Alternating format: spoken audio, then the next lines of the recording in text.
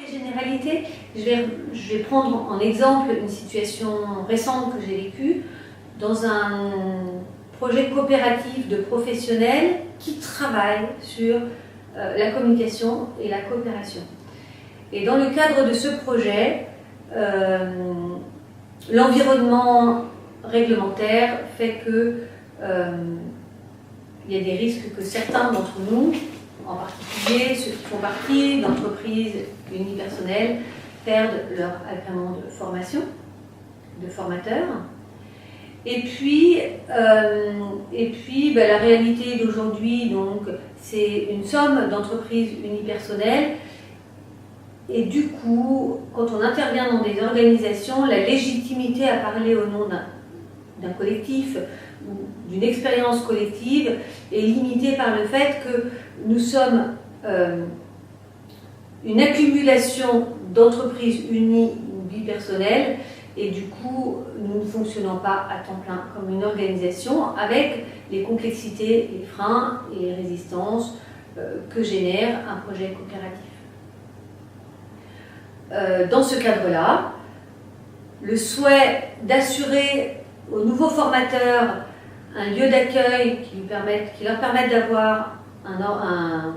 numéro de formateur, d'organisme de formation, et le fait d'expérimenter pleinement ce que nous proposons lors de nos formations.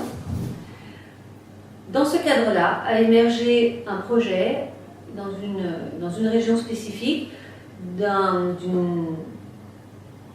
modalité organisationnelle, ou on va dire d'une structure, qui permettrait de regrouper ces deux atouts. Du coup, cela génère une évolution de la réglementaire et de la gouvernance. Cette évolution qui, à moi personnellement, paraissait juste une évolution administrative et qui répondait à des besoins exprimés au sein de notre organisation, j'imaginais qu'elle allait remporter l'adhésion immédiatement. Or, lorsque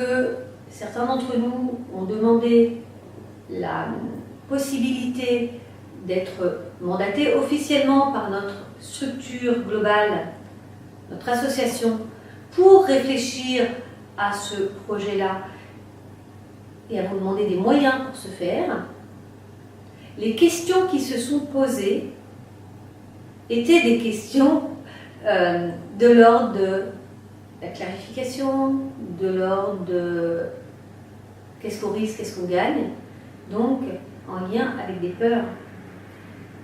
avec des besoins de sécurité, des besoins de rassurance. Ce qui me paraît intéressant derrière ces peurs, c'est qu'elles nous permettent et elles nous poussent et elles nous imposent, à nous qui avons l'élan d'avancer dans ce projet et de le faire vivre pour l'ensemble de notre communauté, elles nous poussent à mettre de la clarté et de l'explicite là où peut-être nous avions fait l'économie d'explicite parce qu'on se comprenait à demi-mot. Parce que les valeurs que nous partagions étaient suffisamment claires dans notre micro-groupe projet pour ne pas avoir à les remettre à plat. Le challenge de la proposition en grand groupe nous pousse au travers des peurs qui se sont exprimées et qui n'ont pas forcément été nommées comme des peurs, mais comme besoin de clarification, besoin de sens, mais leur énergie et les thèmes sur lesquels elles ont porté parlaient bien d'un besoin de sécurité pour pouvoir faire un pas de plus vers ce projet-là. Et d'ailleurs, en faisant moi un pas de recul, je peux me relier à ces peurs en voyant ce qui est encore indéfini dans ce projet-là. Et je peux aussi mesurer combien, lorsqu'il m'a été présenté, puisque je ne fais pas partie de la région en question, ce qui m'a attiré dans ce projet, c'est l'élan et la confiance avant tout. La peur du changement, le frein au changement, si on utilise ce terme-là,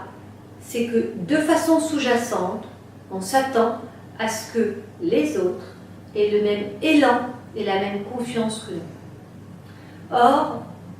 pour des raisons